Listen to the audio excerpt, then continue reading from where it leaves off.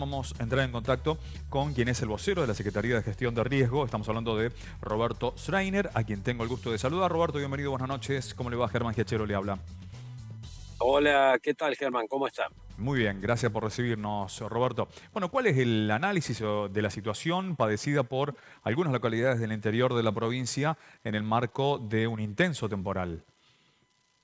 Sí, así tal cual lo describís, lo podemos dividir como en dos etapas, porque dijiste que recién en la presentación como que hubo mucho destrozo en algunos lugares, y es Ujú. cierto, hubo como dos tormentas en los últimos días, una Sí, seguramente están todos al tanto de lo que pasó en Ucacha, Pascana, Bengoelea, que después se fue esa tormenta para el lado de Belleville, Marco Juárez, esa tormenta llegó a tener fue un frente frío también que entró del sur y llegó a tener vientos de hasta 140 kilómetros por hora, ¿no? ujú, Este, eso, pasando los 100 kilómetros por hora ya hay que tener mucho cuidado en este combo que es lluvia más viento. Generalmente también hay granizo cuando se dan estas dos cosas. A diferencia de otros lugares como lo que pasó en Bahía Blanca, que llovieron 300 milímetros en unas 6 horas, acá las tormentas largan mucha agua en poco tiempo. Por suerte, en esta última tormenta que vino ayer domingo, ujú. no cayó tanta agua, pero sí mucho viento. Como te decía, viento y agua es muy complicado porque generalmente la velocidad del viento es lo que genera como un efecto dominó, porque el agua inunda, obviamente que arrastra, te puede arruinar una vivienda, digamos, pero no la va a destruir del todo. Pero el viento sí, porque se lleva un techo y eso generalmente perder un techo para una familia es muy, muy difícil después poder recomponerse rápido. Y el viento de ayer, de este frente frío, que a Río Cuarto, por ejemplo, llegó aproximadamente a las 16 horas, Ujú. Villa María creo que llegó después de las 18, 19 horas, Exacto. pero la velocidad del viento es como si fuera un auto por una ruta.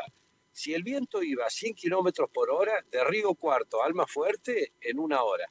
Y se dio esto, por ejemplo, en Río Cuarto llegó a las 6, como el viento era de 60, 70 kilómetros por hora, llegó a los 18:45 a la ciudad de Córdoba, 200 kilómetros para recorrer esa distancia a esa velocidad.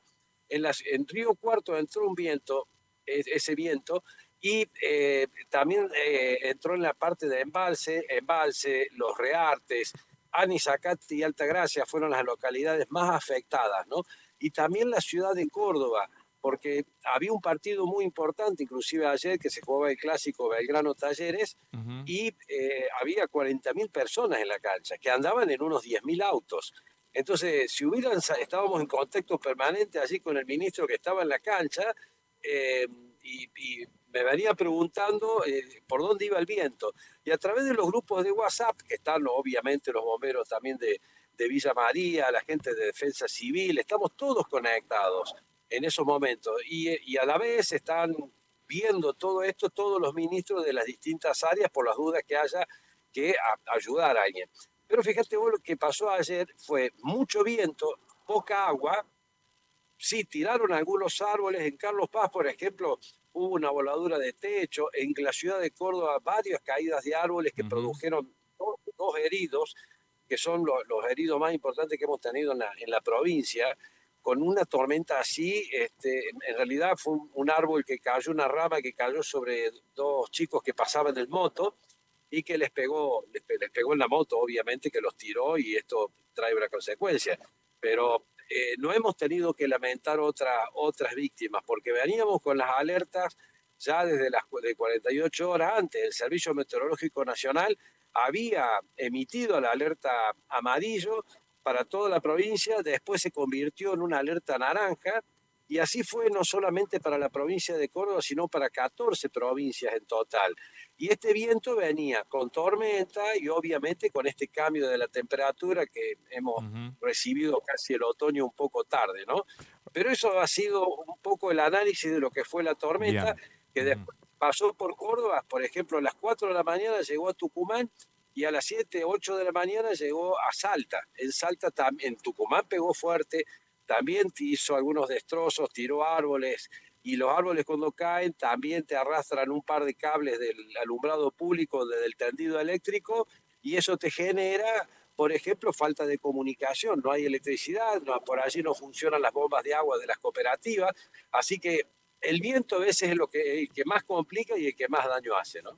Roberto, en relación con estos fenómenos, ¿es una percepción por ahí de cada uno de nosotros, de la gente en general, que cada vez vienen con mayor intensidad, con mayor hostilidad este tipo de fenómenos del tiempo? ¿O ustedes manejan alguna especie de información estadística? Imaginamos que más sistematizada que lo que pueda percibir uno de manera cotidiana en relación a estos fenómenos.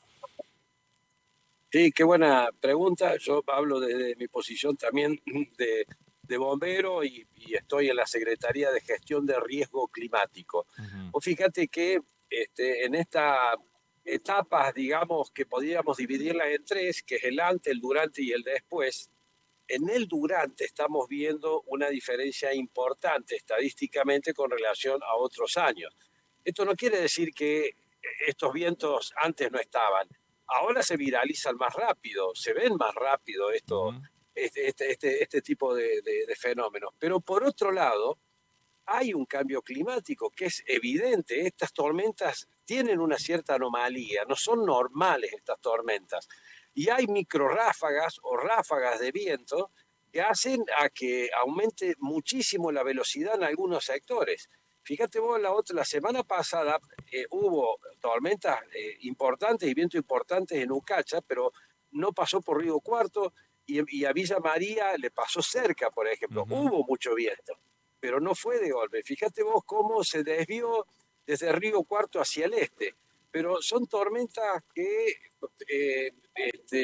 tienen que ver con un cambio que estamos sufriendo y que lo estamos lamentando, ¿no? Ujú. Tiene que ver con un cambio climático que hemos generado nosotros mismos, o sea, los desmontes, bueno, la velocidad de cómo baja el agua cuando llueve en las sierras grandes, en el Champaquí, obviamente que al haber sufrido incendios de tanta magnitud, es como si los cerros estuvieran pavimentados, digamos, el agua pasa, aumenta la velocidad porque no hay vegetación donde se Claro. quede atrapada el agua. Ujú. Entonces, por un lado el cambio climático y por otro lado el daño que se le hace a la naturaleza con los incendios.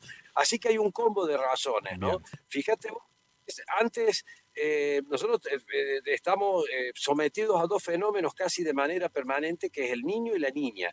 Esto tiene que ver con el cambio de temperatura en el Océano Pacífico al oeste del Ecuador. Fíjate vos Ujú. cómo se aumenta un grado y medio la temperatura en la superficie del Océano Pacífico y nos afecta en humedad a nosotros en toda esta zona de la región centro, que hemos como cambiado de escala climática a medida que hemos evolucionado, ¿no es cierto? Por un lado, evolucionamos, pero bueno, de consumir tanta energía, tanto desmonte, obviamente que estamos también en una especie de autodestrucción, ¿no? Pero Ujú. bueno, eso lo sabemos todos. Roberto, gracias por esta charla con nosotros. No, gracias a ustedes y un abrazo grande a todos los bomberos de Villa María. Muchas gracias.